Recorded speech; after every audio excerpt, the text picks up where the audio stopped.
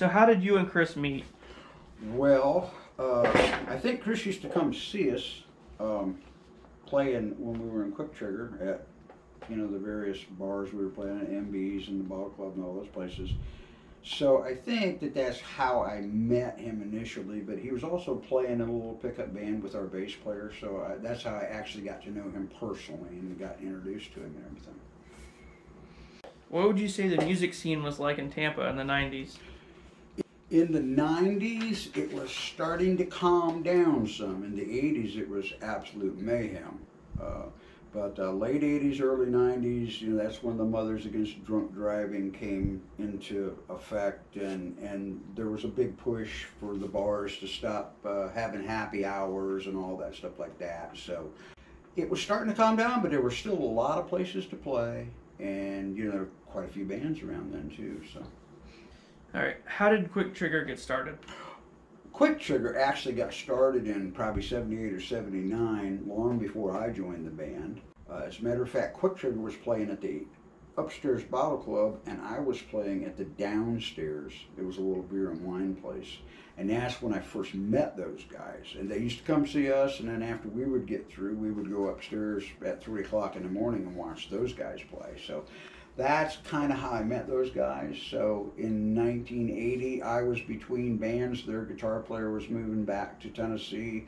They needed somebody, and everybody was kind of like a big brotherhood almost, so it was one of them deals where, yeah, let's try this out. So we did, and one of my prerequisites was that they had to hire another singer, because the singer they had wasn't all that great guy, but they were doing a lot of really heavy country songs at that time, and I was playing Judas Priest and AC/DC, so we had to meet in the middle there somewhere, and that's when we hired Louis Campola. So. I remember Louis a little bit. Uncle Lou, yeah.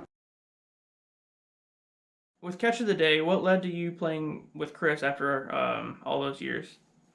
Money. It was a job. We were always looking for places to play. I think they had it booked, and this was Neon Cowboy when I first joined back up with those guys. They were playing out there with Patrick, I think, and Patrick had something else going on or was sick or something, and so I just kind of stepped in, and it was just a chance to play. I wasn't doing anything at the time, so it was they didn't have to drag me in there. I was pretty eager. So it was a good band.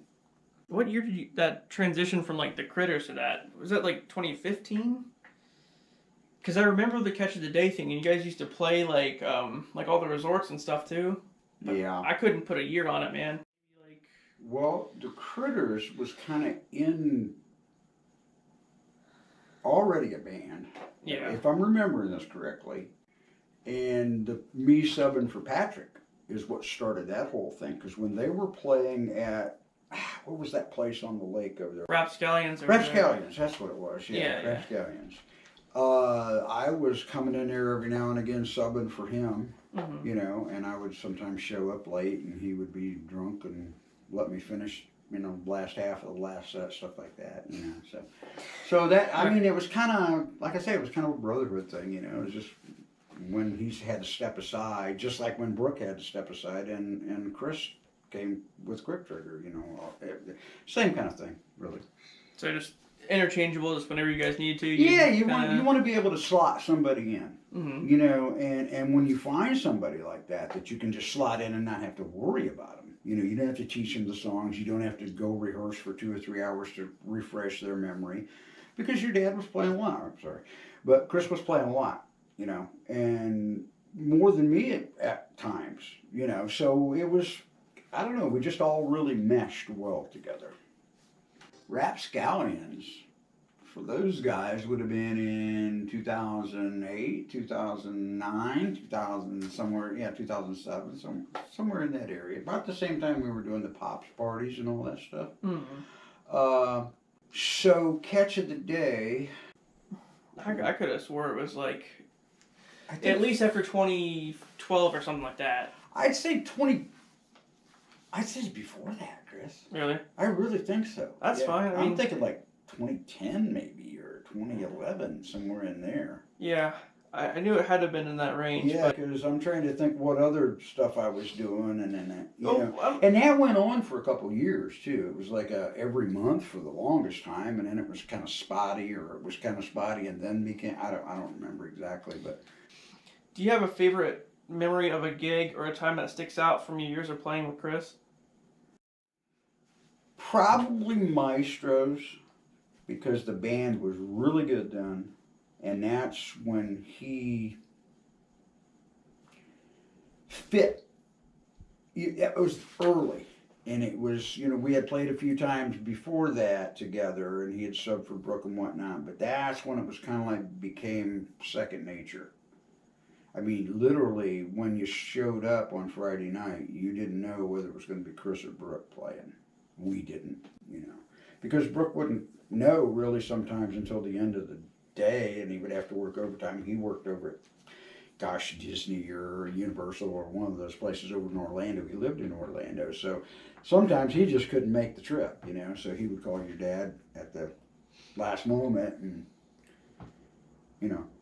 it was the fact that he fit in so good. That's and I think that's the same thing for me fitting in with the Critters and making the Catch of the Day band, because we made that band. I mean, we just picked a name. Mm-hmm. I subbed for Patrick at Neon Cowboy, and at the beginning of the gig or at the end of the gig, the owner said, "Well, what's the name of the band now?" Since Patrick's not in it, so I think it was on a sign someplace, Catch of the Day, so that's what we used. So, what was the Quick Trigger lineup? Just because I know it was, Brooke, Okay. drums, Munchkin, right? Right. Lightning. Mm-hmm. So Munchkin bass, Lightning was guitar. And keyboards. Keyboard. You played guitar. All right. Was Louis always lead vocals or? No, originally it was a guy named Marty Hallow. We're talking back in the 70s here, brother, in the late 70s. So. And Marty's still around, by the way. He never played with your dad. That was long before. That was long before. And the original guitar player's name was Tinker Kelly. So he's the guy I replaced. And he kind of handpicked me. He told those guys, you need to hire that guy because he's, they were playing more than I was at that time. Because my band had broken up by then, so. I was in a band called Sweet Cheeks. Actually, that's when I met your dad, I think, is when I was playing in Sweet Cheeks.